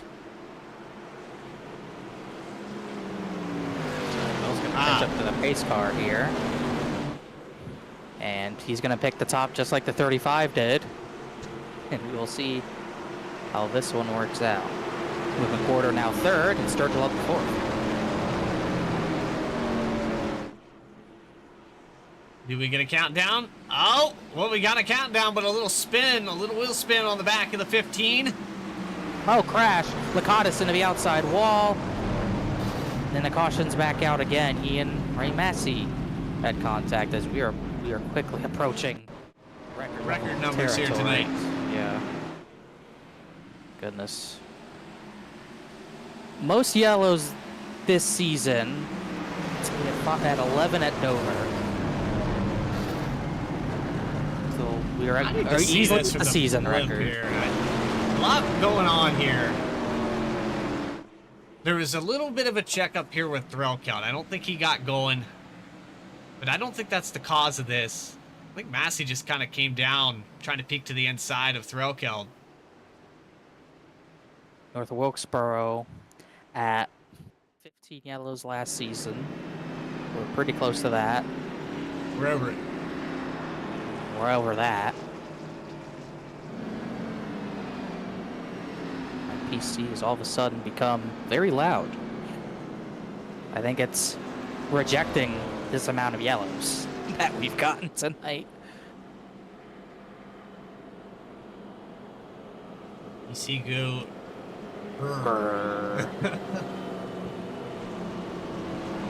We're looking for ways to entertain ourselves, I think, at this point.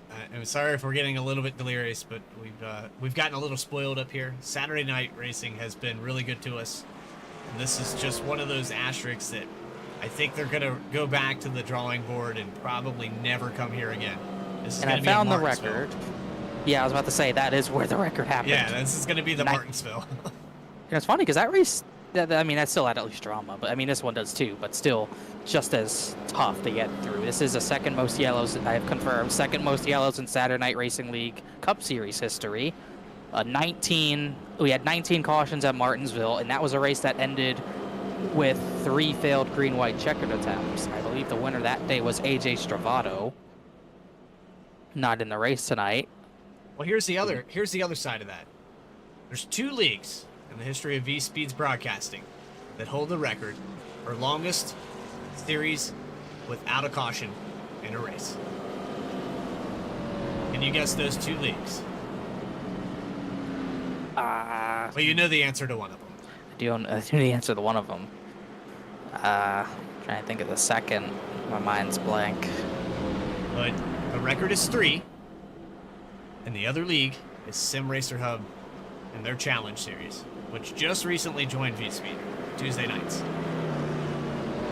So there's a statistic that you put in perspective of what these guys are capable of and the talent pool that we have here.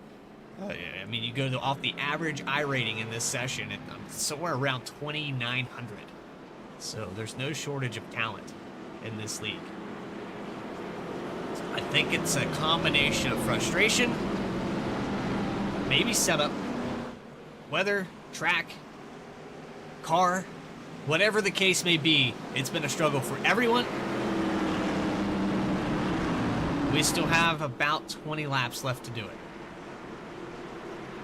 We'll see what we get here with the 23 lap to go restart.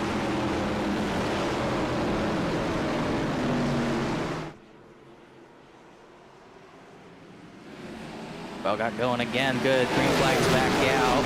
And once again, Banks didn't get that jump. As Sturgill and Ferrata have contact. McWhorter's going to look for second around the outside.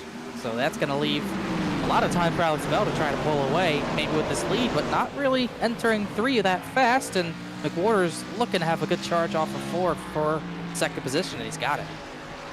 And he will clear the 35. Sturgill back there lurking in the 4th position. And a punt there. Cabrera's around. He's going to save it. What a save. Wow. Caution came out because he got that far sideways, but that was an impressive save.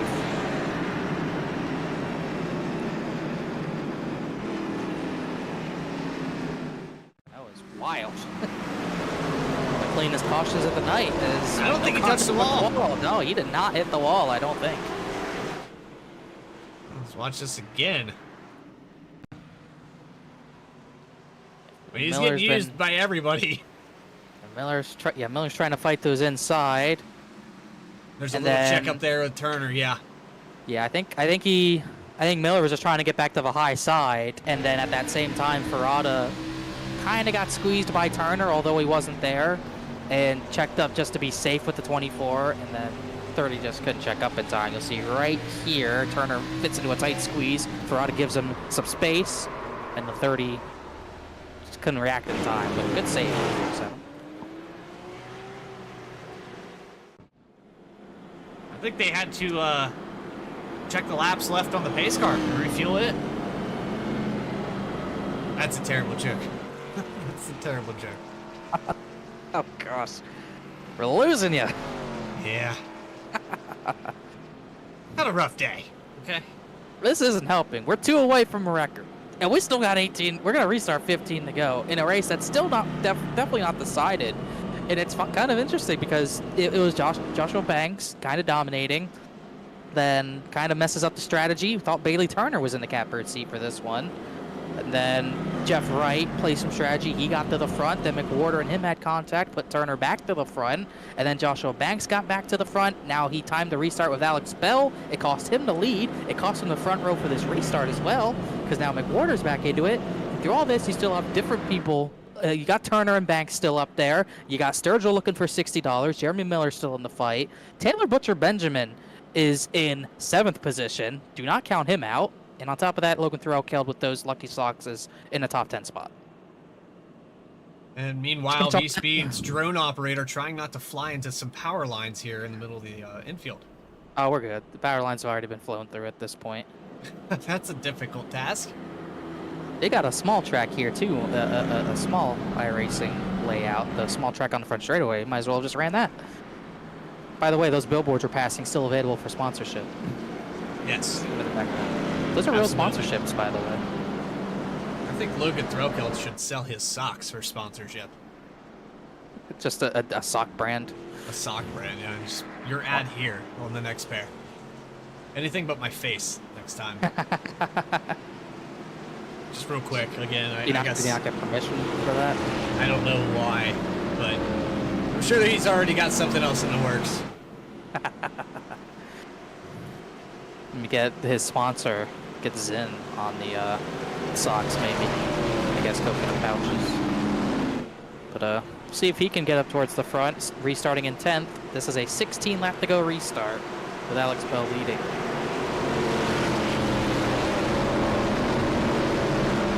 I mean, remember, we do have green-white checkers. I hate to speak those into existence, but there's still a chance here to beat that record.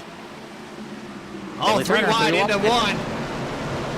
How did they get through it? He backed out. He didn't have the run to do so. McWhorter clear for 2nd. Now the battle's for 3rd between Sturgill and Banks. Banks dove it hard into turn number 3 to get back to McWhorter, and he's going to stay side by side for that 2nd position as he almost made contact as Alex Bell gets a crucial lead on the restart. Here comes Sturgill on the outside again. Another surge. Whoa. Oh, Banks sent it too hard. That's too much. He's going to lose that position. Here goes Turner. Now Miller and him are side by side. He is dirt tracking off the corner. Somehow still holding on to it, but he's going to slide even more into turn number 1 as the McWhorter machine is now going to try to chase down the Napa Auto Parts Supra with Michael Sturgill still in the battle. Michael the Stick Sturgill takes over the 3rd spot. Joseph McWhorter, Alex Bell, the top 3. Joshua Banks' hopes of winning this race starting to elude him, starting to fall apart.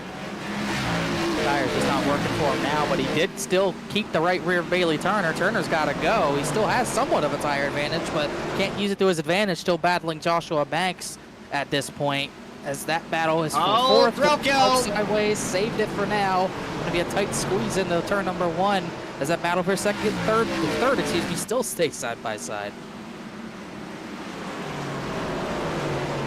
This is actually for the 4th position. I think Alex Bell just so far out of the frame here. He's pulled away about half a second. And we've stayed green here. We're 10 laps, about 10 laps to go. 10 and a half now down the backstretch. We got 9th and Ferrata. Oh, we just lost connection. Did we just lose session? I'm in the server still. At this point, you still got that side-by-side battle for 4th. That would be great on top of everything that we've been through for your stream to cut out. I don't even know if anyone could hear us, but the leader's still the same.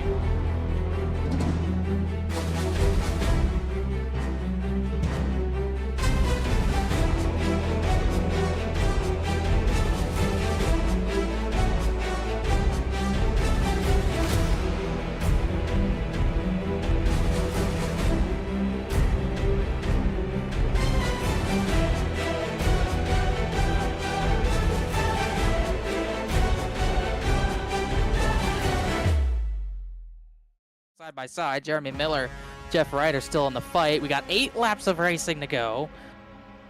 We're going to have to just do this one radio style until I can get the session back up. Sorry for the technical difficulties here. That was the last running order you have on the left-hand side of your screen, but apparently we've had a connection issue with the service. And we got I did the confirmation we're still good on the stream side, but we just can't see the race. Alex Bell, McWhorter is closing in on him, but not close enough to have a tap at the rear bumper. Michael Sturgill's 3rd. Joshua Banks is held on the 4th. Turner's 5th. Miller's 6th. Then Wright, Ferrata, Ray Massey, and then Taylor Butcher Benjamin is the top 10. We're working 6 laps to go. Soon to be 5 laps to go, as that 24 is beating the rear bumper off the 35 of Joshua Banks.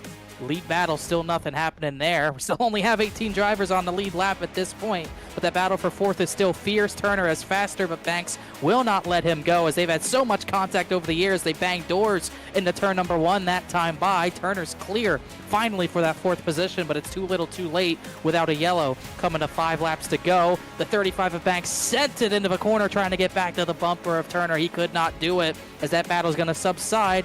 Joseph McWhorter's cut the gap down to 2.5 tenths with 4 laps to go. And you'd think if he has a chance at the bumper, he definitely has a chance to use it, and he probably would use it on Alex Bell, at least I would think. And Michael Sturgill still has $60 waiting in the wings, as there are no side-by-side battles currently on the track. We got 20 truck cars still running.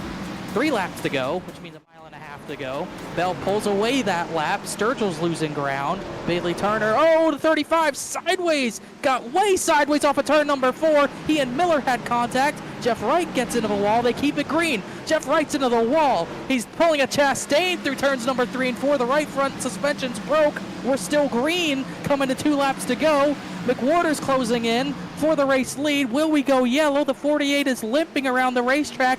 He might have to stop on the track. He's all left forward. He's going to be completely out of the way. We're coming to the white flag. Next flag will not end the race. The checkered flag will. White flag, 1 to go. Bell leads. McWhorter 2nd. The 73's there. If he wants a dive, as we're back live into turn number 2 and turn number 3, he has a shot at the bumper.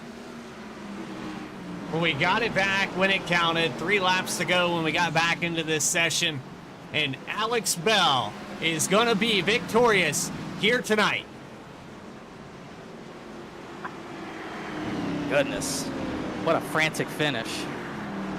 I had no clue stream came back, so I apologize for not handing it to you. I was just letting you cook, buddy. McWhorter almost got there, but not quite.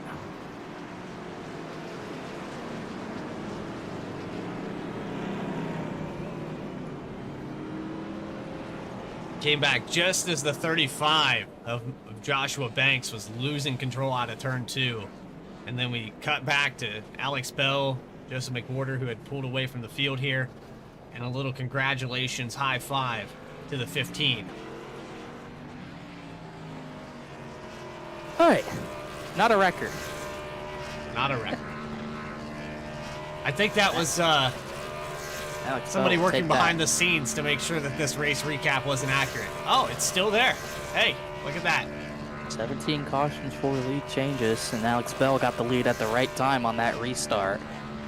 By the way, won't stress it enough. Let's make sure we get that across. First Saturday Night Racing League win for the 15, and he's been close a number of times. In fact, I believe he had 2 wins in the V-Speed Invitational. So we know this guy's capable of doing it. Here he is in victory lane at Nashville Fairgrounds. Congratulations to the 15. Post-race interviews with your top 3. Michael Sturgill, he almost got it done. Joseph McWhorter is going to get a top 3. Well, I hate to do this to you guys, but we're going to take one more brief break there while we gather these guys up and get that information up on your screen. You're watching the Saturday Night Racing League, presented by M&J Distributors. We'll be back right after this.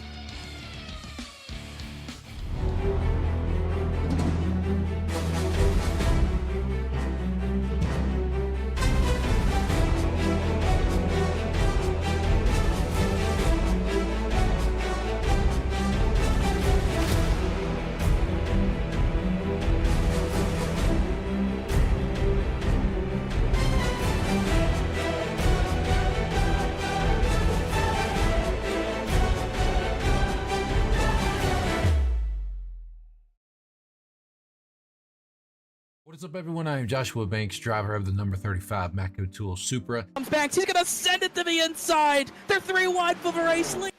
They're gonna so Banks is gonna win it. Unbelievable. And also co-owner of M&J Distributors for the sponsor of Saturday Night Racing. So I just want to thank every single one of you for tuning into tonight's race. I hope you will put on a good show for you guys. I hope that you will enjoy it. So if you do, make sure you drop a thumbs up to B-Speed and subscribe to them, because they, as y'all know, if you haven't already, they put on some great broadcasts. So I'll make this short and sweet. The main reason for sponsoring Saturday Night Racing League is because I've been with these guys for a long time. I've raced with a lot of them. I've been through some rough times, some good times, and arguments and everything like that. But still, grand scheme of things, been through a lot of these guys, and I really do like where this league's going. I want to support it. They've given a lot to the league already, and I think, you know, I'm capable to support back. So that's what we're doing, and we want to keep this league free, you know, for people to join, to have a good time, come in and race and just have fun, you know, and that's what we're all about. So that's the main reason, and that's all I really have to say about it. So I hope you do enjoy the race, enjoy this season coming up. We are hopefully going to put on a great season for you guys. Also, make sure to check out my YouTube channel, Banksy the iRacer. Link will be in the description. Check out, and you can see my point of view, see what's happening on my end. If you want to watch it, it's completely fine. If not, no big deal. So come on over, hang out after the broadcast of this race, and hopefully we'll see you over there. If not, enjoy it, and I'll see you guys on track. Lap traffic out of the way. It's between these two. They're even for the white flag lap. This race still very undecided. Bradley had the lift. Big run for McWhorter. This is going to be his chance. They're running out of time, and they know it.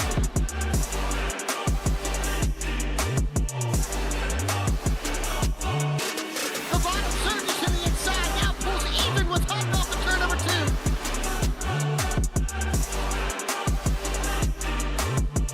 900 horsepower at their feet. That was a huge run for Bradley. He got back the advantage, but here comes a big dive. McWhorter might just try to run him out of room here. Oh, they put him in the wall. They're going to crash.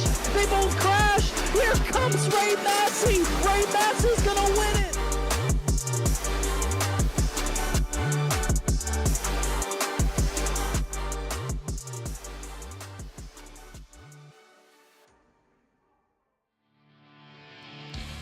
Back here live from Nashville Fairgrounds. Saturday Night Racing League has concluded its 160 laps. On the results up on your screen, it was Alex Bell, and I apologize that we don't have the accuracy with the grid, but we did have Michael Sturgill on the pole. I can tell you that he did participate in the Pole to EOL Challenge, and it will go up to $70 next week at Auto Club. After tonight, Justin McWhorter will get second position just behind Alex Bell. Bailey Turner will get fourth after a hard-fought day. Try saying that one 3 times fast. Or then we have Jeremy Miller in the 5th position. Joshua Banks will come home in 6th after leading all those laps. You know this one's got to be a letdown for him. 7th, Nathan Parada. I keep butchering that one here. Ray Massey in 8th. Taylor Butcher Benjamin in 9th, and Reggie Ortega will round out your top 10. And Case Lakatos actually had a penalty at one point for a restart violation. He recovered to 11th. Brian Chambliss 12th. Hutton had some incidents. I mean, who didn't have incidents tonight? I think everyone had a piece of something. Hutton 13th. Belke 14th. Mahalski was like 3 laps down at one point, and he finished 15th. So that's a great recovery for the 0-3. Terrell Keld fell back to 16th at the end, and Mark McFadden, last driver on the lead lap, 17th position. I believe we did catch Jeff Wright into the wall late, did not bring out a yellow, broke the suspension on the left front after contact with Banks. He gets relegated to 18th, and then these drivers back here were out of the race later than it was shown. The 29 actually DQ'd from the race, for now credited with 19th. Philip Brewer had no luck tonight, was caught up in everyone else's messes, and he scrapes a 20th out of the day. 21st goes to Matthew Radford. Then you have Michael Jones, who was also caught up in, I think, everything here tonight. He actually had to park after being caught up in so many incidents. Christopher Hodges got destroyed by the 29 just before that disqualification. Max Koss is going to get 24th, early exit for him. And then it's 72 of Jonathan Smith, who had a frustrating night. Jerry Bergeron, Chuck Sweeting, Caleb Weekly's day ended early. Dakota Floyd's very early And then you have Chad Klinger, I believe, up there in race control. Balvik Petrika electing not to even grid here tonight. It was a rough start for a lot of these guys, a rough race. But overall, Alex Bell, he was able to survive it. He gets it done, and he gets to victory lane. As we catch up with your top three, it's time to talk to the driver that attempted it. He's on his second attempt here. It's Michael Sturgill, your third place finisher. I'm caught up with him down here. Michael, you know, of all the places that you would try to do the first to worst challenge, as I'm calling it, this is probably the hardest place to do it. Yeah, it is. I just thought it was going to be a lot cleaner than it was. I mean, these guys usually are pretty solid, and that was a mistake. It was a mess out there. So take us through. You had the line, and even with the damaged car, you salvaged a third place finish. Do you feel like things maybe a little bit cleaner? Maybe the scenario is different. You have a shot at winning this thing. Yeah, absolutely. I had over 5 minutes of damage. I got a little bit of it fixed, and then realized if I got any sort of decent amount fixed on it, I was going to go lap down every time. So I just stopped. I had full RPM. I was just going to send it. So I was out there with wheel damage, and I think the last pit stop I had 4 minutes 55 seconds left on the damage. So it changed how the car drove. It was driving the right front off a little more than it had in practice. And so you'd get in the corner. It was real tight getting in the corner. I tried to pull the bias down to get it to turn a little better, but then that just made exit worse. Like if I got in and had to stab the brake, it just wanted to twist around on me. This is one of my favorite tracks. That's why I showed up tonight. And I really think if I had a clean car, I would have had a shot. Or if I just didn't do the challenge and stayed out front, I probably could have kept it out there all night. Yeah, and overall, I mean, we talked about the quality of this league, and you mentioned it there briefly that usually this is the place that you can attempt things like that. But overall, you recover your day, you come back, get a top three. You're talking to us in the booth. Anybody you want to shout out? Just you guys for putting a great broadcast together for us. The league admins for running this thing, and the drivers that weren't weapons tonight. Usually I thank them all because usually they're not, but tonight there were quite a few out there. So everyone that was somewhat clean tonight, shout out to them. I think that's got it covered. Michael Sturgill, third place here at Nashville Fairgrounds. We'll see you next week at Auto Club, man. Sounds good, man. Thanks. And so I'll move on down pit road, catch up with Joseph McWhorter in the number 73. Well, it was close. You hung with them. You had been hanging up there in that top five for the later half of this race, Joseph, but how difficult was it just to get around one car? I mean, it was pretty much impossible. If you'd pretty much only make passes on the high side, the bottom wasn't there. The setup was just, I don't know if it was too squishy or too low. I don't know. Because, like, the bottom has those real hard bumps in 1 and 2. And it seemed like, I was talking to Michael about it, and he kind of agreed with me. It felt like the longer the night went on, the worse and worse that the bumps felt in the car. And I don't know why that was. I was hoping by taking not a lot of fuel on that stop that I took and just taking enough and then saving, I was kind of hoping that it would make it to where the car would raise up, but it did the opposite. I took less fuel and it was hitting harder and harder and harder as the run went on. So it made the track, unfortunately, only one line, which kind of sucks because this is a really fun 2-lane track. But it was a challenge, and I think it showed tonight that I think part of it was set up. I think part of it was just the wild restarts. It's kind of a bummer because I was really looking forward to this race, but I'm glad that we were able to finish second. Well, and you talked a little bit there about how the track and the setup kind of changed and got worse. Do you think that maybe in this scenario of running out of laps kind of compounded that problem? I don't know, to be honest with you. I mean, I feel like it was just really bad from the get go. I mean, even in practice, it was hitting the bumps really hard. Like, I don't know if you've seen it, but like anytime I'd start on the bottom, I had Bailey to my outside twice, and coming out of two, there's a real big dip right there. And I mean, it would hit it so hard, and I wasn't even I wasn't even in the throttle, and I was shooting up the racetrack towards Bailey. It's kind of disappointing because I was really looking forward to this. I mean, we still got a good run, but I feel like it kind of put some of the lesser experienced guys in the back into a really hard bubble, especially with two wide racing back there and everybody trying to fight for that middle line. I feel like that's what really kind of affected tonight more than anything because I feel like this track could have been really good, kind of like how North Wilkesboro was or how Richmond was last season, but just one of those situations. Well, Joseph, you recover the day. You come up here, get second position. Anybody that you would like to shout out while we have you in the booth? Yeah, absolutely. First off, I want to thank BK Games in St. Robert, Missouri. They helped me try and fix my PC today. I've been having PC and iRacing issues all last night and today. Oh, welcome to the Took club. it over there. Yeah, they helped me fix it. I got it back home. I had to log in because of the stupid Steam and iRacing thing, and I'm glad that I was able to make it tonight. So that was a big deal. So big shout out to BK Gaming for helping me. I want to shout out Red Camel Racing. They're an awesome partner of mine. Race gear, workwear. Go check them out at redcamelracing.com. I also want to shout out harpoondesign.com. They've been an awesome partner of ours, make beautiful paint schemes. You see several of them here in each and every week. Me, Mark, and several others run Brantley schemes.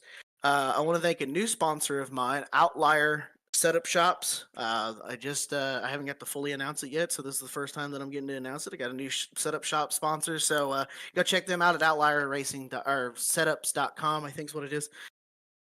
You guys for putting on the awesome broadcast. Sorry that it was a little bit caution heavy tonight, but I'm sure we'll get some good racing next week. And the admins for working hard. And hi to Kelsey's mom and everybody that's watching. And see you guys next week. Joseph McWhorter, second place here tonight at Nashville Fairgrounds. We'll see you next week at Auto Club. Thank you, sir. And finally, that brings us to Victory Lane, where Connor Horn has caught up with our winner, Alex Bell. I got Alex Bell down here at Victory Lane at 11:52 p.m. Eastern. Alex, you're a father, so this is probably a late night for you, at least at some capacity. But It's way past my bedtime, buddy. and I'm sure you weren't expecting to be this late. But at the end of the day, it's at least somewhat worth it. Victory, 35 laps led, and you got up to the front when it mattered the most, when the chaos at least subsided a little bit. But it came down to a very important restart with your teammate on the front row. How'd that end up working out for you? Yeah, I mean, it's really hard to predict what strategy to use when we have 17 or 18 cautions or however many cautions we had tonight. But I got pretty lucky making the strategy that I made my final pit stop right after Banksy, or not right after, but 10 or 15 laps after Banksy made his last pit stop, and then about 10 or 15 laps before McWhorter and all those guys made their last pit stop. So I was able to get to the front based off that strategy pretty easily. And yeah, I mean, restarting with Banksy, me and him have run 1-2 so much in this league that it's the same stuff we always do. Just whoever gets the best jump gets it. No team orders there. But yeah, just being able to hold off Joseph there at the end with tires that were a little bit older. He raced me clean. That's what Joseph always does. He had probably a few opportunities to go in there and give a bumper to me and nudge me out of the way. So I appreciate him for racing me clean. But man, I'm speechless, man. I don't win very often in these leagues, and so I gotta cherish these moments when they come. So this is awesome. I'm so happy. Definitely one you're going to cherish. Obviously, a big race, got in the right position at the right time, but also kind of went back to earlier in the race where all sorts of strategies were going crazy. There was one yellow that would happen pretty quickly after the restart, and you might have mentioned it there, where you pit from 7th, and it kind of ended up getting you the track position you needed. And was that a planned pit, or you just kind of decided screw it and just kind of went for something different? It was just a hunch, because I mean, like I just said, it's really hard to predict the craziness of having so many cautions and when's the best time to pit. I just kind of had a feeling. I mean, going down the pit road, I knew that was the last time I was going to pit the whole rest of the race, and just it ended up working out to the point where I got my track position back pretty quickly after that. And I was just, for a while there, I was just racing Banksy, who I had 10, 15 lap better tires than him. So clearing him wasn't that much of a hassle. And then just holding off the guys on fresher tires, they burned their stuff up a little bit because went green there at the end, which probably helped me out a little bit. I probably couldn't stand through enough of those restarts. Definitely Those restarts ended up working out for you for sure. Got to the lead, held off McWhorter at the end, and withstood all the cautions, second most in league history. So congratulations on pulling through. Anyone you want to shout out and thank? Yeah, well, I took my PR class. I have the sponsors of this great league right here. Thank you to 29 Graphics, Track USA, you guys at VSP for putting on the broadcast week in, week out, walking, rolling costumes, Clark Print Shop, and Banksy and his Matco distributors for sponsoring this league. So thankful for being a dad. Thankful for my wife and my child for being peacefully asleep and not waking up when I'm screaming, yelling for victory. Thankful to everyone in this league for having me. I've been in this league since it was VRL, then it went to ORL, then it went to this. So I've been doing this for a long time, and it's so much fun racing with this group of guys. And with baby number 2 on the way, baby number 2 due in April, I don't know how much longer I'm going to be doing this league race stuff. So I legitimately was crying real tears taking the checkered flag because I don't know how long this is going to last doing this iRacing stuff. So this is special. This is a huge win, man. Well, congratulations on baby number 2. I didn't personally know about that, so congratulations to you on that, and congratulations to you on this victory. You've been doing it for a while. I even raced with you at some point, so congratulations to you. First win in Saturday Night Racing League. Doing it at Nashville, pretty cool. So congratulations, Alex. Thanks for talking to us. Thank you, guys. Appreciate it. Yes, sir. So there you have it. Victory Lane with Alex Bell. Congratulations to him on his second on the way in April. I would ask final thoughts, but it is right at midnight, and I don't know if I can think anymore. Connor, you got anything for him? Anything for people watching? Well, we had a race. We do know that for sure. Definitely, we've kind of seen this with short tracks in Saturday Night Racing League, but we haven't had something like this in the Xfinity Series car since North Wilkesboro. But a crazy race. Did have some good racing at the end with a decent finish. McWhorter just not close enough to get to the bumper of Alex Bell, and we get a first-time winner in Saturday Night Racing League again. These were the points coming into tonight after Kansas. Mark Whitley wasn't here tonight. Eric Hutton was, but not the best of finishes. Same thing for Jeff Wright. But Alex Bell, you see, 4th in points coming into tonight, gets the race victory.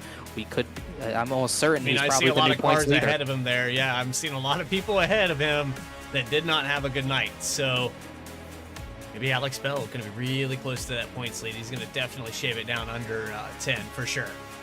Yeah, for sure. And he's probably, I think he's going to be points leader. We'll just have to wait and see. But you still got Hutton, Wright, Whitley. Taylor Butcher-Benjamin came in tonight 5th in points and got an all right finish. Miller last week's win at Kansas.